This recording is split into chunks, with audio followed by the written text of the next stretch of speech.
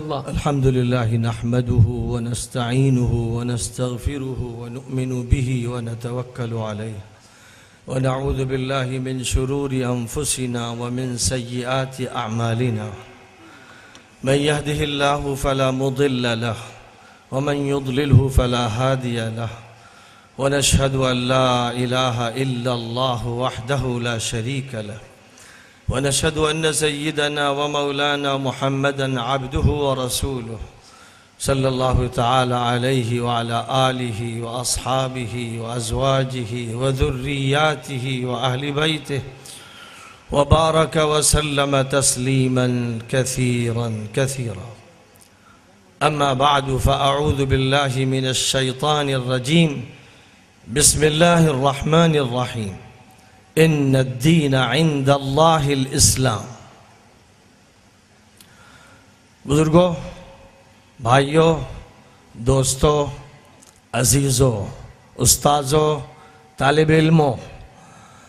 جامعہ اسلامیہ کے 50 سالہ جشن تعلیمی میں حاضر ہونے والے تمام علاقے کے نمائندوں، آج اس کانفرنس کا آخری دن ہے اور اس کی آخری نشست ہے، اور اس کا خاص موضوع اصلاح معاشرہ ہے. معاشرے کی اصلاح، سماج کا سدھار، لوگوں کے لیے اصلاح کا پیغام، طریقہ کار، یہ موضوع ہے جس کے ہم سے مطالبات ہیں. آپ بڑی تعداد میں آج یہاں شریک ہوئے ہیں اور سب کے سب مسلمان ہیں. اسلام آپ کا عقیدہ، آپ کا مذہب، آپ کا مسلک، آپ کا مشرب. اسلام آپ کی زندگی کی ابتدا اور زندگی کی انتہا. آپ جانتے ہیں تو ٹھیک، اور نہیں جانتے ہیں تو جانیے کہ اللہ تعالیٰ نے آپ میں سے ہر ایک سے یہ کہا، قُلْ إِنَّ صَلَاتِي وَنُسُكِي وَمَحْيَايَ وَمَمَاتِي لِلَّهِ رَبِّ الْعَالَمِينَ لَا شَرِيكَ لَهُ وَبِذَلِكَ أُمِرْتُ وَأَنَا أَوَّلُ الْمُسْلِمِينَ. نبی سے کہا گیا، صحابی سے کہا گیا، تابعی سے کہا گیا، ہر امتی سے کہا گیا کہ کہو اس بات کو، قل ان صلاتی، بے شک میری نماز عبادات کے لیے عنوان ہے، ونسکی، اور میری قربانی، میری جد و جہد، میری طرف سے اللہ کی بارگاہ میں پیش کیے جانے کے جو چیز بھی قابل ہے، ومحیائی، اور میری زندگی، ومماتی، اور میری موت، للہ رب العالمین، صرف اللہ کے لیے ہے جو سارے جہانوں کا مالک ہے، پروردگار ہے. لا شریک لہ، کوئی اس کا شریک نہیں ہے، ساجھیدار نہیں ہے. وَبِذَلِكَ أُمِرْتُ، اور بس اسی کا مجھے حکم دیا گیا ہے. وَأَنَا أَوَّلُ الْمُسْلِمِينَ، اور میں اس بات کو ماننے میں پہل کرتا ہوں، سبقت کرتا ہوں، پیچھے رہنے والوں میں نہیں ہوں. یہ معاہدہ ہے اس اعلان کی بنیاد پر کہ ان الدین عند اللہ الاسلام، دین اللہ کے نزدیک صرف الاسلام ہے. دوسری جگہ فرمایا وَمَن يَبْتَغِي غَيْرَ الْإِسْلَامِ دِينًا فَلَن يُقْبَلَ مِنْهُ وَهُوَ فِي الْآخِرَةِ مِنَ الْخَاسِرِينَ. جو شخص بھی اسلام کے علاوہ کسی اور طریقہ زندگی کا طلبگار ہے، اسے معلوم ہو جانا چاہیے کہ اس کو قبول نہیں کیا جائے گا، اور آخرت میں اسے گھاٹا اٹھانا ہے، نقصان اٹھانا ہے. کھوٹے سکے ہیں جو جمع کر رہا ہے. اللہ کے ہاں صرف اسلام چلے گا. اسلام کے علاوہ زندگی میں کوئی چیز قابل قبول نہیں ہے، کسی میدان میں نہیں ہے. عقیدہ اسلامی ہونا ضروری ہے، عبادات اسلامی ہونی چاہیے، معاشرت اسلامی، سماج اسلامی، سماجیات اسلامی، معاشیات اسلامی، تعلیم اسلامی، تربیت اسلامی، سیاست اسلامی، حکومت اسلامی، تعلقات اسلامی، اخلاق اسلامی، تمدن اسلامی، تہذیب اسلامی. یہ پہلا معاہدہ ہے جو لیا گیا ہے. آپ پیک کرنے کے لیے تیار ہیں، بہت خوشی کی بات. آپ نہیں پیک کرنا چاہتے ہیں تو اللہ کی طرف سے اس دنیا میں جبر کا طریقہ اختیار نہیں کیا گیا ہے کہ باندھ کر اور گھیر کر مسلمان بنا کے چھوڑا جائے گا. فرمایا فمن شاء فلیکفر فمن شاء فلیؤمن ومن شاء فلیکفر انا اعتدنا للظالمین نارا. جسے ایمان قبول کرنا ہے ایمان قبول کرے، جسے شرک کرنا ہے وہ شرک کرے، جیسے کفر کرنا ہے وہ کفر کرے، لیکن سمجھ لے کہ جو غلط کام کرے گا، غلط فکر رکھے گا، اس کے لیے ہم نے بھڑکتی ہوئی دوزخ تیار کر رکھی. یہاں اس دنیا میں اختیار دیا ہے، جبر نہیں کیا ہے، باندھا نہیں ہے. ایسا نہیں ہوا ہے کہ فرشتوں کو مسلط کر دیا گیا ہو کہ چار و ناچار اسلام پر عمل کرائیں گے. اِنَّا هَدَيْنَاهُ السَّبِيلِ اِمَّا شَاكِرًا وَإِمَّا كَفُورًا. راستہ ہم نے دکھا دیا، بتا دیا ہے. اب چاہے شکر گزار بنے بندہ یا ناشکرہ بنے، اختیار اللہ تعالیٰ کی طرف سے دے دیا گیا ہے. اور یہ اختیار آزمائشی ہے، امتحانی ہے. یہ دنیا امتحان کی جگہ ہے. یہاں جانچ کی جا رہی ہے، یہاں ہر انسان کو چیک کیا جا رہا ہے، اور چیک کیا جا رہا ہے مخفی طور پر. ایک ظاہری نظام ہے جس میں چیکنگ ہو رہی ہے، لیکن ایک مخفی نظام ہے فرشتوں کا، عالم بالا سے عالم اسفل تک اس کے رابطے ہیں. کرامن کاتبین ہیں جو نوٹ کر رہے ہیں جو کچھ بھی ہو رہا ہے، جو عمل ہے، جو قول ہے، جو فکر ہے، اسے ریکارڈ کیا جا رہا ہے. اور یہ بات کسی زمانے میں لوگوں کے سامنے جب آتی تھی تو ذہن میں یہ بات ان کے بیٹھتی تھی کہ بڑے بڑے رجسٹر ہوں گے، سیٹھے کے قلم ہوں گے، روشنائی ہوگی، قلم روشنائی میں ڈبو کر وہ فرشتے لکھ رہے ہوں گے. جیسے فرشتے مخفی، رجسٹر مخفی، قلم مخفی، روشنائی مخفی. لیکن آج کے دور میں اسلام آسان ہوتا چلا جا رہا ہے، ایمان بہت آسان ہوتا چلا جا رہا ہے. اب وہ غیبی باتیں اور عالم بالا کی باتیں جو 1400 سال پہلے جب ذکر کی جا رہی تھیں تو عقل انسانی ان کا تجزیہ نہیں کر پا رہی تھی اور ایمان کی بنیاد پر انہیں تسلیم کیا جا رہا تھا. اب دھیرے دھیرے سائنسی ایجادات، اللہ پر ایمان اور آخرت پر ایمان، پیغمبروں پر ایمان، فرشتوں پر ایمان کے مسئلے کو اور زیادہ قریب اور آسان بناتی چلی جا رہی ہیں. آج ہم دیکھ رہے ہیں کہ ہم جو کچھ بول رہے ہیں بغیر کسی جد و جہد کے ریکارڈ ہو رہا ہے. ہمارا فوٹو بھی کیچ ہو رہا ہے، ہماری باتیں بھی ریکارڈ ہو رہی ہیں. اور کیمیکلز کا استعمال کرتے ہوئے سائنٹسٹ نے جو آلات تیار کیے ہیں، اور وہ بھی اس قدر دقیق اور کمپلیکیٹڈ کہ ایک چپس کے اندر لاکھوں معلومات ریکارڈ کی جا سکتی ہیں، تو پھر ظاہر ہے کہ ایک ناخن کے اوپر کی لکیر میں اور بال کی نوک میں انسان کی پوری زندگی کو ریکارڈ کر لیا جائے گا. دماغ کے ایک سیل میں لاکھوں معلومات تو ریکارڈ ہوتی چلی آ رہی ہیں، لیکن باہر کی مشینیں بھی اسی طرح ریکارڈ کریں گی، اور انسان موبائل میں اور ایک پین کے اندر اور پین کی نب کے اندر بھی ریکارڈ کر لے گا. فوٹو بھی محفوظ ہو جائیں گے اور باتیں بھی محفوظ ہو جائیں گی. آج کی دنیا نے اس کو واقعہ بنا دیا، اور واقعہ بنانے کے نتیجے میں ایمان آسان ہو گیا. اور اللہ نے چونکہ یہ فرمایا تھا کہ ایمان کو ہم آسان کر دیں گے، اور دور جتنا زیادہ آگے بڑھتا چلا جائے گا، حقائق کھولتے چلے جائیں گے، انسان کے سامنے سے بہت سے غیب کے پردے ہٹتے چلے جائیں گے. کل جو چیز ڈھکی چھپی تھی کھلی ہو جائے گی، عیاں ہو جائے گی. فرمایا سنوریہم آیاتنا فی الآفاق وفی انفسہم حتی یتبین لہم انہ الحق. ہم ان قریب دکھائیں گے اپنی نشانیاں ان کو فضائے بسیط میں اور خود ان کی اپنی ذات میں نشانیاں دکھائیں گے، یہاں تک کہ یہ بات کھل کر ان کے سامنے آ جائے گی کہ اللہ برحق ہے، اللہ کا برحق ہونا محض ایک مذہبی عقیدہ نہیں رہ جائے گا، یہ ایک سائنٹیفک فیکٹ بن جائے گا، یہ مشاہدات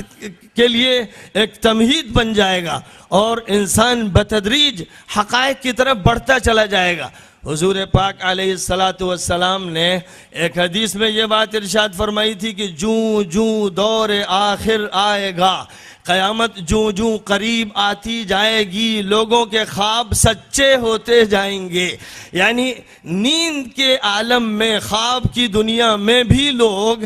حقائق کو دیکھنا شروع کر دیں گے۔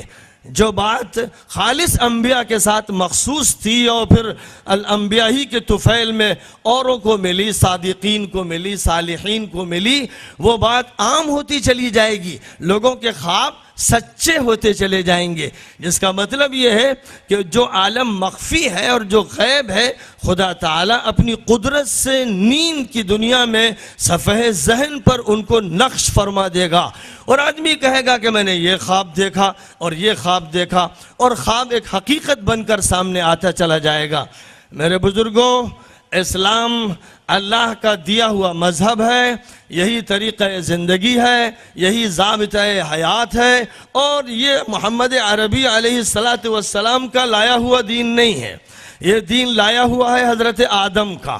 یہ دین حضرت نوح نے پیش کیا تھا، یہی دین تھا جس کو حضرت ہود نے، حضرت صالح نے، حضرت شعیب نے، حضرت لوط نے، حضرت ابراہیم نے، ان کے فرزندان نے، اور پھر حضرت محمد مصطفیٰ صلی اللہ علیہ وسلم نے، سب نے اسی کو پیش کیا۔ انسانوں کا، اللہ سے، بندوں کا، معبود سے، مملوک کا، مالک سے، محکوم کا، حاکم حقیقی سے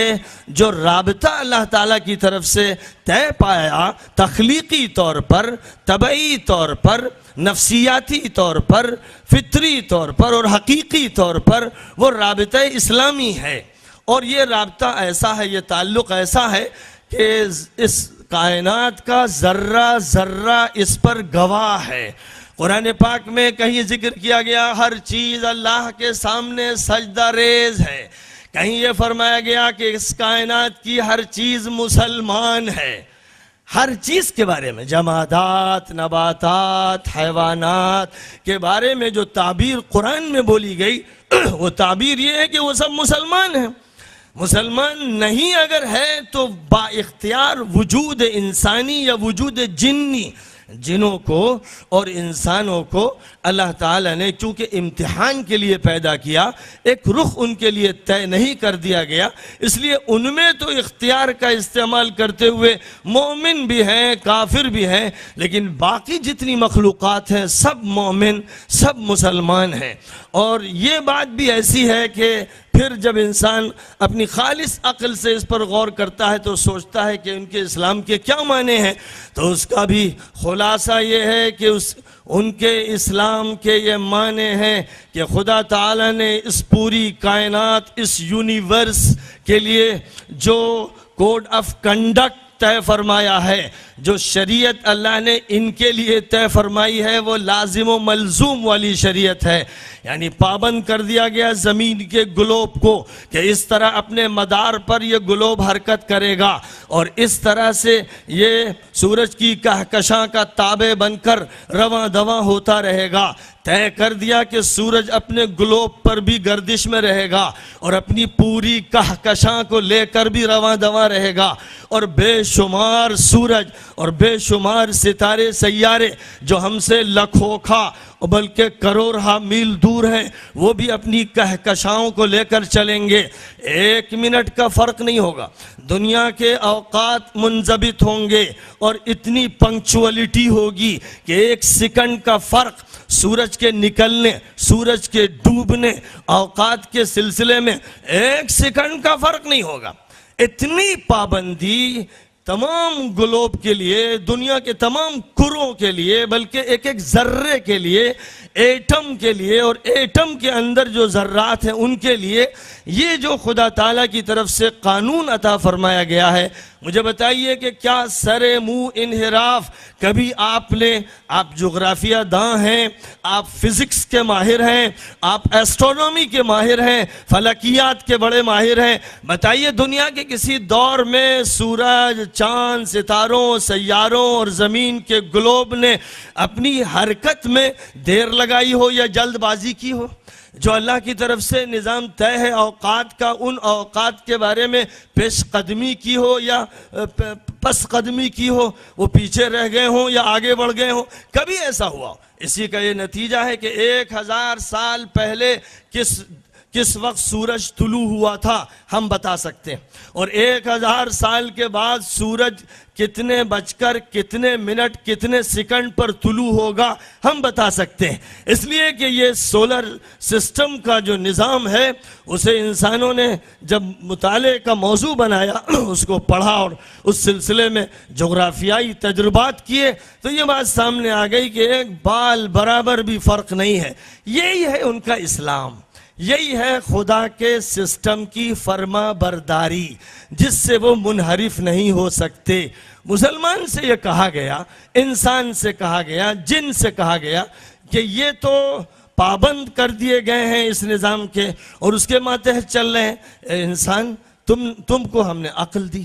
تم کو صلاحیت دی سوچنے کی، غور و فکر کرنے کی، تدبر کرنے کی، تجزیہ کرنے کی۔ تمہیں چاہیے کہ اپنا اختیار استعمال کرتے ہوئے اللہ کے فرمان کی پابندی اسی طرح کرو، بلکہ ان سے بہتر طریقے پہ کرو۔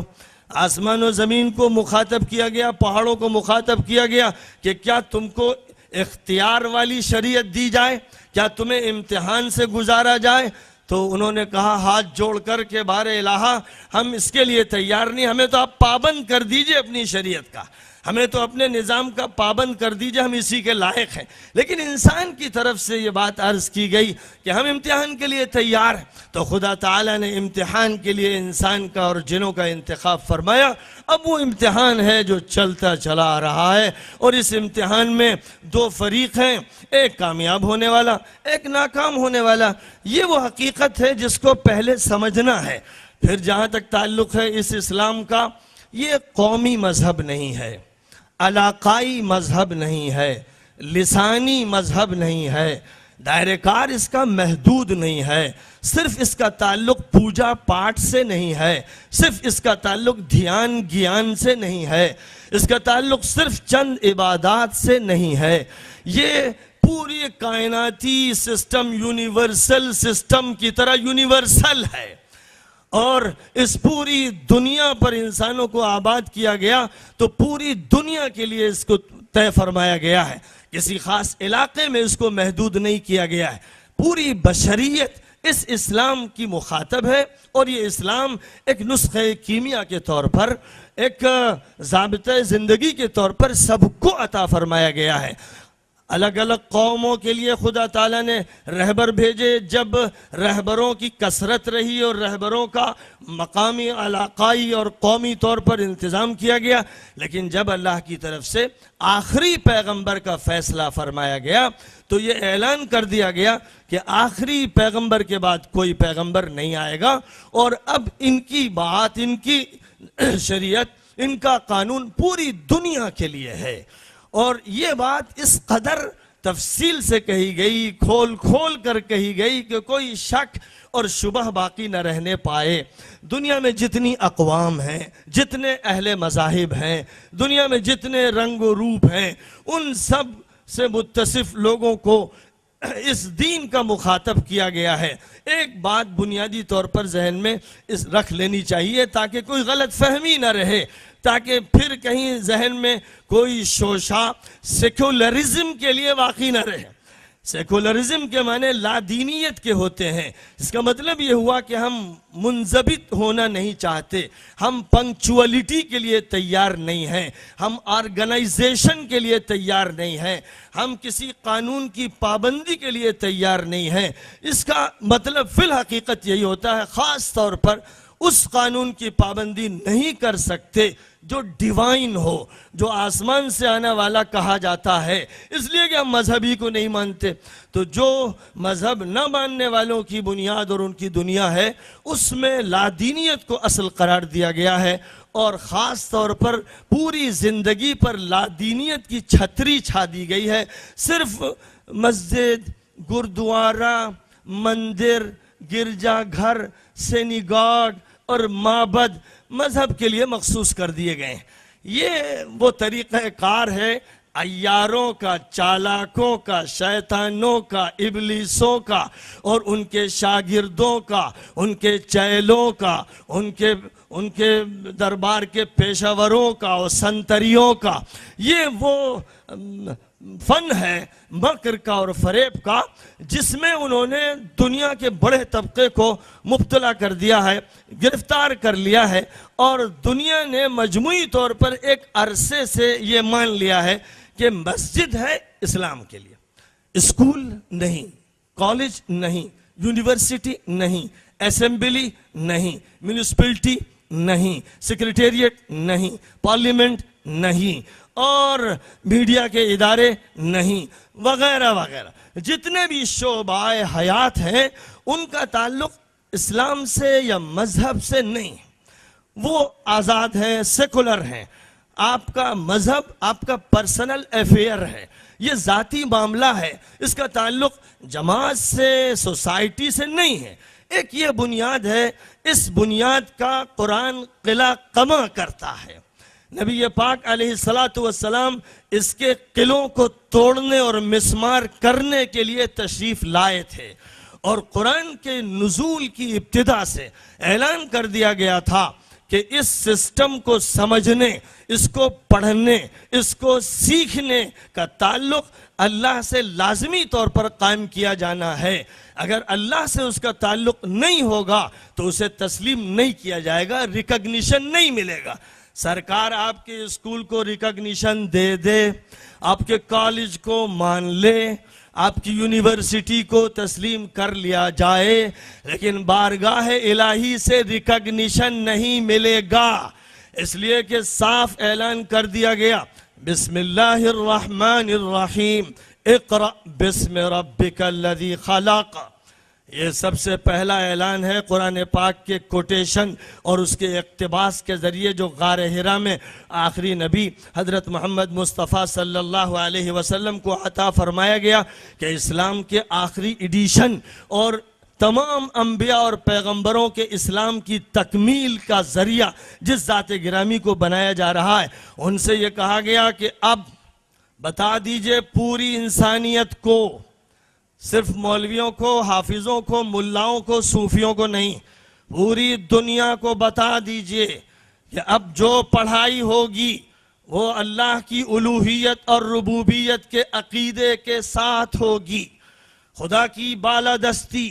خدا تعالیٰ کی ربوبیت، خدا کی مالکیت، خدا کی حاکمیت، خدا کی قانون سازی، خدا تعالیٰ کی عظیم صفات کے یقین کے ساتھ علم کا آغاز کیا جائے گا۔ کوئی درسگاہ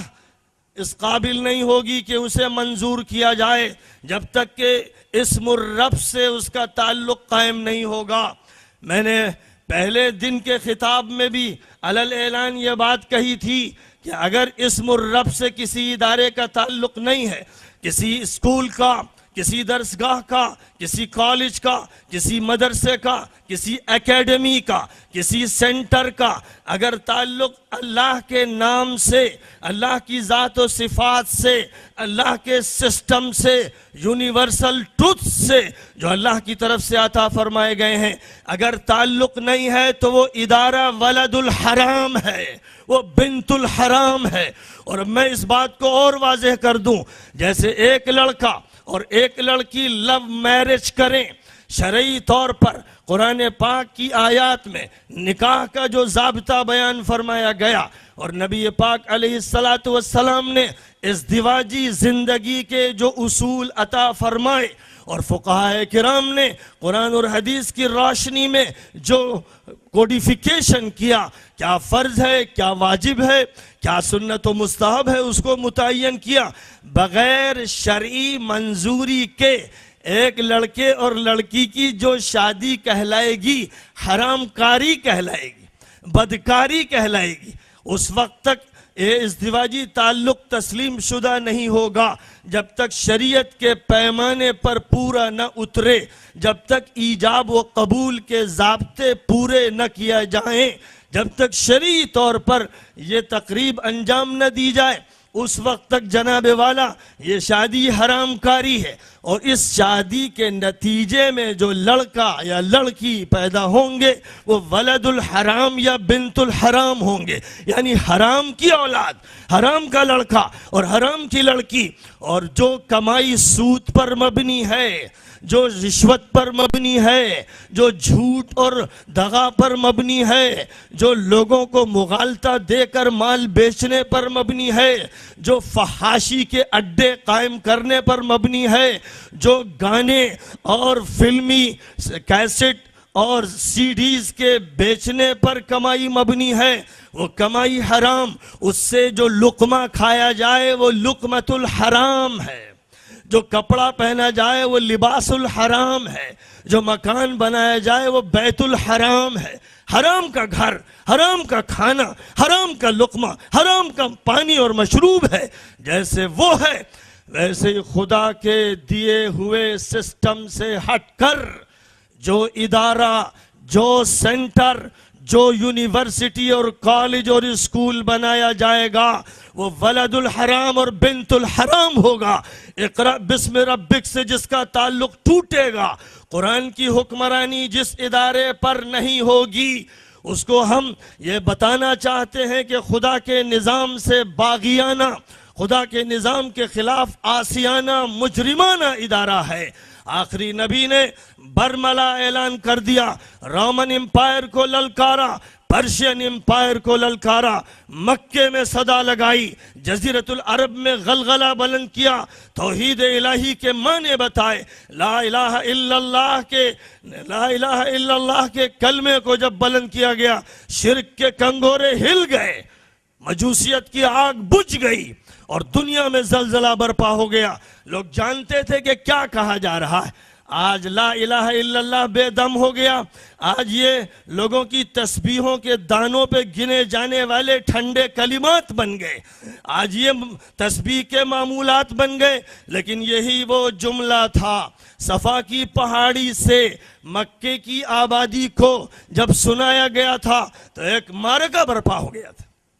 آج معرکہ کیوں نہیں برپا ہو رہا ہے؟ میں آپ سے اس کلمے کے معنی بتانا چاہ رہا ہوں، بتا رہا ہوں۔ میرے خلاف جنگ ہونی چاہیے، میرے خلاف معرکہ ہونا چاہیے، میرے خلاف تلواریں نکلنی چاہیے۔ اگر لوگ معنی سمجھ رہے ہیں لا الہ الا اللہ کے تو یا تو کفر کی دہلیز پہ چلے جاؤ یا اسلام کی آغوش میں آ جاؤ، بیچ کا کوئی راستہ نہیں ہے، بیچ کا کوئی راستہ نہیں ہے۔ خدا تعالیٰ نے صاف فرما دیا فَمَاذَا بَعْدَ الْحَقِّ إِلَّا الضَّلَالِ، حق کے بعد سوائے گمراہی کے کیا رہتا ہے؟ یہ کوئی بفر زون نہیں ہے، یہ کوئی ایسا علاقہ نہیں ہے جہاں اللہ کی حکمرانی نہیں، یہ وہ مندر نہیں ہے جس میں دیوتا کو بند کر دیا گیا ہے، یہ وہ چرچ نہیں ہے جس میں مریم کا اور یسوع مسیح کا فوٹو لگا ہوا ہے، یہ وہ سینیگاگ نہیں ہے جہاں پر موسیٰ بیٹھے ہوئے ہیں اور ان کا خدا بیٹھا ہوا ہے، یہ وہ خداوند قدوس ہے جس کی حکومت آسمانوں میں زمینوں میں، جس کی حکومت شاہوں پر، وزیروں پر، صدور پر، جس کی حکومت غریبوں پر، مسکینوں پر، امیروں پر، جس کی حکومت خلوت خانوں میں اور جلوت گاہوں میں، یہ اس کی حکمرانی ہے۔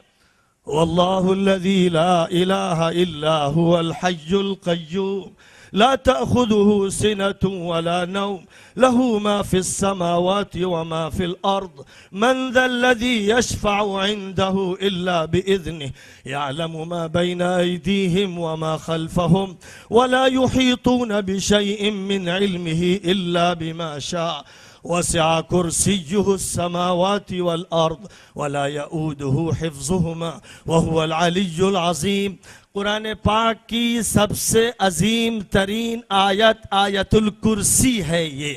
جس میں اللہ کی الوہیت اور ربوبیت، وسعت علم اور اقتدار اور اللہ کا ہر چیز سے واقف ہونا اور عظمت والا اور بالادست اور بالا تر ہونا بیان کیا گیا ہے، ایک حقیقت کا اعلان کیا گیا۔ پھر فرمایا لا اکراہ فی الدین، دین کے معاملے میں زور زبردستی نہیں ہے کہ ہم کافر کو پکڑ پکڑ کے دین کے ڈربے میں داخل کریں۔ حکم یہ نہیں ہے کہ مشرکوں کو تلوار کے ذریعے مسلمان و موحد بناؤ، اختیار دیا گیا ہے کیونکہ امتحان ہے۔ امتحان حال میں طلبہ بٹھائے جاتے ہیں تو پولیس کے ڈنڈے سے پرچے نہیں حل کروائے جاتے۔ پولیس کے ڈنڈے اس لیے ہوتے ہیں کہ لڑکا کہیں ایسا نہ ہو کہ استاد کے ساتھ بے ادبی کرے، اس لیے تو پولیس اور پی ایس سی رہتی ہے، لیکن اس لیے نہیں کہ کوئسچنز کے آنسرز ڈنڈے کے زور پر عطا کیے جائیں گے۔ جس طرح امتحان حال کا مسئلہ ہے، پوری دنیا امتحان حال ہے، اور انسان کو موقع دیا گیا ہے کہ تم اپنی عقل کا استعمال کرتے ہوئے دین کے بارے میں فیصلہ کرو، مختارانہ فیصلہ کرو، خود اختیاری کے ساتھ فیصلہ کرو۔ لا اکراہ فی الدین قد تبین الرشد من الغی، بات کھول دی گئی ہے، حق کھل گیا ہے، باطل سامنے آ گیا ہے، کیا سچ ہے کیا غلط، کیا خیر کیا شر، بالکل واضح کر دیا گیا ہے، کوئی چیز ڈھکی چھپی نہیں۔ اسلام میں کوئی معمہ نہیں ہے، اسلام پہیلی نہیں ہے، اسلام میں کوئی کنفیوژن نہیں ہے، اسلام شکوک و شبہات سے مبرہ ہے، اسلام آسان ہے، بڑوں کو مخاطب کرتا ہے اور چھوٹوں کو، مردوں کو کرتا ہے اور عورتوں کو، کاشتکاروں کو کرتا ہے اور مزدوروں کو، امیروں کو کرتا ہے اور مسکینوں کو، خطاب سب سے ہے اس لیے آسان ہے۔ وَلَقَدْ يَسَّرْنَا الْقُرْآنَ لِلذِّكْرِ فَهَلْ مِن مُدَّكِرٍ، ہم نے اس قرآن کو آسان بنایا ہے نصیحت کے لیے، کون ہے جو نصیحت اختیار کرنے والا ہے؟ باتوں کو کھول دیا گیا، لا اکراہ فی الدین قد تبین الرشد من الغی فمن یکفر بالطاغوت ویؤمن باللہ فقد استمسک بالعروة الوثقى لا انفصام لها واللہ سمیع علیم۔ تو جو انکار کرے گا طاغوت کا، خوب اچھی طرح سے سن لیجئے، جو انکار کرے گا طاغوت کا، طاغوت ہر اس نظام کو، اس شخص کو، اس سسٹم کو، اس حکومت کو، اس انتظامیہ کو، اس پجاری کو، اس آستانے کو، اس ڈیوڑی کو، اس چیز کو کہتے ہیں جو اللہ سے بغاوت پر اکسائے، مجبور کرے یا دعوت دے، جس کی سرکشی اور طغیانی حد سے بڑھ جائے کہ خدا کے پیرلل اور خدا کے سسٹم کے پیرلل کوئی سسٹم پیش کرنے کی کوشش کرے، اسے طاغوت کہا جاتا ہے۔ حکم یہ ہے فَمَن يَكْفُرْ بِالطَّاغُوتِ، انکار جو کرے گا طاغوت کا، انکار کرنا پڑے گا۔ ایک کالج و یونیورسٹی والوں، انکار کرنا پڑے گا امریکہ کا، روس کا، انکار کرنا پڑے گا یورپین یونین کا، انکار کرنا پڑے گا کفر کے غول کا اور شرک کے دھڑوں کا، انکار کرنا پڑے گا باطل پرستوں کا، باطل طاقتوں کا۔ پہلے انکار انکار انکار، اقرار نہیں۔ اقرار کا مرحلہ بعد میں ہے۔ جو لوگ اقرار کی رٹ پہلے لگاتے ہیں الا اللہ اللہ اللہ، ملوث ہیں شرک میں، ملوث ہیں باطل پرستی میں، ملوث ہیں طاغوت میں، اور لا الہ الا اللہ یا اللہ کے نعرے لگا رہے ہیں۔ بے وقوف و نادان، ناسمجھ قسم کے لوگ ہیں جنہوں نے کلمے کی حقیقت کو نہیں سمجھا۔ تو عجم ہو یا عرب ہو، تیرا لا الہ الا لغت غریب جب تک تیرا دل نہ دے گواہی، تمہارا لا الہ الا میں لا الہ کو طے کرو، پہلے انکار کرو سارے سسٹمز کا، کہو کہ لا حاکم الا اللہ، خدا کے علاوہ کوئی حاکم نہیں، کہو کہ لا شارع الا اللہ، خدا کے علاوہ کوئی قانون ساز نہیں، کہو کہ لا نافع الا اللہ، خدا کے علاوہ کوئی نفع بخش نہیں، کہو کہ لا ضار الا اللہ، خدا کے علاوہ نقصان کی طاقت کسی میں نہیں، کہو کہ لا محیی ولا ممیت الا اللہ، موت و حیات کا مالک صرف خدا ہے، اسے مانو۔ پہلے دل سے کفر نکالو، نجاست نکالو، غلاظت نکالو، آلائش نکالو، دماغ کو نظریات سے پاک کرو، ڈاروینزم کو نکالو، فرائیڈزم کو نکالو، لبرلزم کو نکالو، ازموں کے جنازے پہلے نکالو، اور جب ان جنازوں کو نکالو تو کہو الا اللہ، سوائے اللہ کے۔ خلوت خانہ دل میں اور خلوت خانہ دماغ میں خدا کے علاوہ کسی کی جگہ نہیں ہے۔ خدا ہے تو خدا کا رسول ہے، فرشتے ہیں، کتابیں ہیں، شریعتیں ہیں، فرامین ہیں، نواہی ہیں، اوامر ہیں، اور خدا نہیں تو کچھ نہیں۔ قل آمنت باللہ ثم استقم، فرمایا تھا نبی پاک علیہ السلام نے ان صحابی سے جنہوں نے عرض کیا تھا کہ حضور ایک سوال کرنا چاہتا ہوں، مختصر جواب چاہتا ہوں۔ جب سوال کیا تھا کہ اسلام کے بارے میں بتائیے اختصار کے ساتھ، تو فرمایا کہو کہ اللہ پر ایمان لایا، پھر جم جاؤ اسی پر۔ ہو گیا کام۔ ایک جملے میں بھی کام ہو سکتا ہے اور دو جملوں میں بھی۔ لا الہ الا اللہ کا تکملہ محمد الرسول اللہ سے، اور لا الہ الا اللہ کی سلوٹوں میں داخل ہے محمد الرسول اللہ۔ جس نے اللہ کو مانا اس نے اللہ کے پیغمبروں کو بھی مانا، فرشتوں کو بھی مانا، اور جس نے فرشتوں کو نہیں مانا اس نے اللہ کو نہیں مانا، جس نے پیغمبروں کو نہیں مانا اس نے اللہ کو نہیں مانا، جس نے اللہ کی شریعت و قانون کو نہیں مانا اس نے اللہ کو نہیں مانا، جس نے اللہ کے اوامر اور احکام کو نہیں مانا اس نے اللہ کو نہیں مانا۔ ان کا اقتدار تمہیں دیں گے، وعدہ ہے، اور اللہ کا وعدہ کبھی بھی اپنی جگہ سے ہٹ نہیں سکتا۔ لیکن یہ فرمایا تھا کہ شرک مت کرنا، میری بندگی ہوگی بس دھرتی پر، میری بندگی کے علاوہ کسی اور کی تابعداری و فرما برداری پیرلل حریفانہ مد مقابل کے طور پر کرو گے تو پھر میں تمہیں ذلیل کر کے چھوڑ دوں گا۔ وعد اللہ الذین آمنوا منکم وعملوا الصالحات لَيَسْتَخْلِفَنَّهُمْ فِي الْأَرْضِ كَمَا اسْتَخْلَفَ الَّذِينَ مِنْ قَبْلِهِمْ وَلَيُمَكِّنَنَّ لَهُمْ دِينَهُمُ الَّذِي ارْتَضَىٰ لَهُمْ وَلَيُبَدِّلَنَّهُمْ مِنْ بَعْدِ خَوْفِهِمْ أَمْنًا يَعْبُدُونَنِي لَا يُشْرِكُونَ بِي شَيْئًا۔ وعدہ ہے اللہ کا ایمان والوں سے، وعدہ ہے عمل کرنے والوں سے کہ اللہ تعالیٰ ان کو زمین کی خلافت دے گا، اقتدار دے گا، ان کا اسلامک بلاک بنے گا، دنیا ان کے زیر نگیں آئے گی، یہ وعدہ ہے۔ اور یہ فرمایا کہ ان کے دین کے قدم جما دے گا، ضابطۂ حیات ان کا چلے گا، اس دین کے مطابق پارلیمنٹ کے فیصلے ہوں گے، اسمبلی کی قراردادیں پاس ہوں گی، اور اسی کے سلسلے میں یونیورسٹیز کے ڈپارٹمنٹ میں ریسرچز ہوں گے، اور اسی پر بچوں کی تربیت ہوگی، اور اسی پر جوانوں کو تیار کیا جائے گا۔ فرمایا گیا دین کے قدم جما دیے جائیں گے، اور خوف اور دہشت کے ماحول کو ختم کر کے امن و عافیت کی بانسری بجائی جائے گی۔ مدرسے دنیا میں امن و سلامتی کے سلسلے میں کیا رول پلے کر سکتے ہیں؟ ہم موضوع سے ذرا دور ہٹ جاتے ہیں اور سوچتے ہیں کہ کون سی بانسری بجائیں، یکجہتی کی، وحدت ادیان کی، انسانیت کے اس پیام کی جس میں معجون مرکب ہو، خدا تعالیٰ کی توحید کو فراموش کر کے لوگوں کو جوڑنے کی کون سی حکمت عملی ہوگی جس سے امن پھیلے گا؟ فرمایا کہ اللہ کی طرف سے یہ بتایا جا رہا ہے کہ یعبدوننی لا یشرکون بی شیئا، میری چلے گی، میری مانی جائے گی، میری بندگی ہوگی، گھروں میں، دکانوں میں، کارخانوں میں، کمپنیوں میں، بینکوں میں، اقتدار کے مراکز میں، سیکریٹریٹ میں، معاشیات میں، سیاسیات میں، ہر شعبے میں میری اطاعت ہوگی اور میرے ساتھ شریک نہیں کیا جائے گا، کوئی ڈپلیکیٹ سسٹم نہیں لایا جائے گا، کوئی ڈپلیکیٹ سسٹم نافذ نہیں کیا جائے گا۔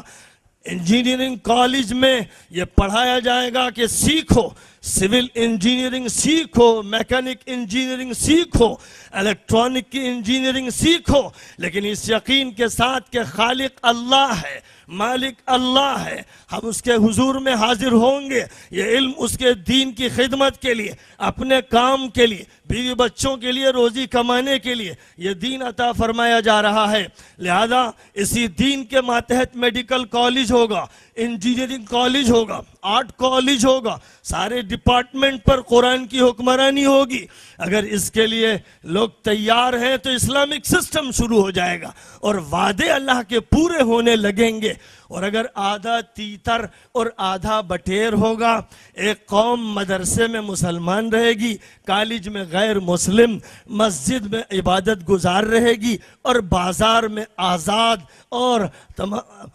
لبرل بن جائے گی. اگر یہ ہوگا,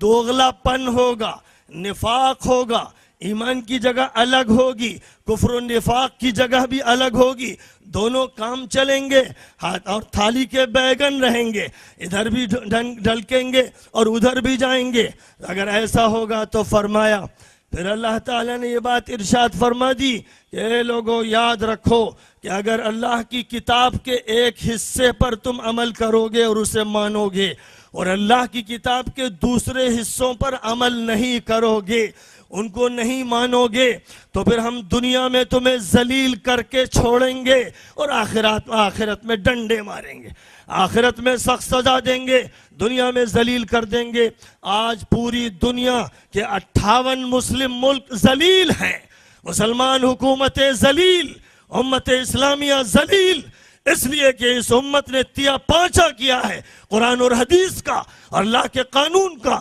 کسی ملک میں مراکش سے انڈونیشیا تک اللہ کی شریعت نافذ نہیں ہے, شرک ہو رہا ہے, کفر ہو رہا ہے, بدقماشی ہو رہی ہے, آوارگی ہو رہی ہے اور دنیا کی دوسری طاقتوں کی غلامی ہو رہی ہے. اس لیے خدا نے سزا دی ہے کہ ذلیل بن کے رہو, تم 1 ارب سے اوپر ہو جاؤ لیکن اسرائیل تمہارے سر پہ ڈنڈے برسائے, تمہارے نوجوانوں کے پیر توڑ دے, تمہاری عورتوں کو ذلیل کرے اور شام کی بد کردار, خبیث, ظالم اور ستمگر حکومت تمہارا قتل عام کرے اور پڑوس کے اسلامی ملک اسلام کا نام بدنام کرنے والے مجرم سارے نظارے دیکھتے رہیں اور ان کے دلوں میں کوئی ٹیس نہ ہو, ان کو کوئی شرم نہ آئے اور وہ آگے بڑھ کر اللہ کے کلمے کی سربلندی کا کام نہ کریں, تو خدا کا فیصلہ ہے کہ تمہیں ذلیل رہنا ہے. صورتحال کو بدلنا پڑے گا, ایک تبدیلی لانی ہوگی, ایک انقلاب لانا ہوگا.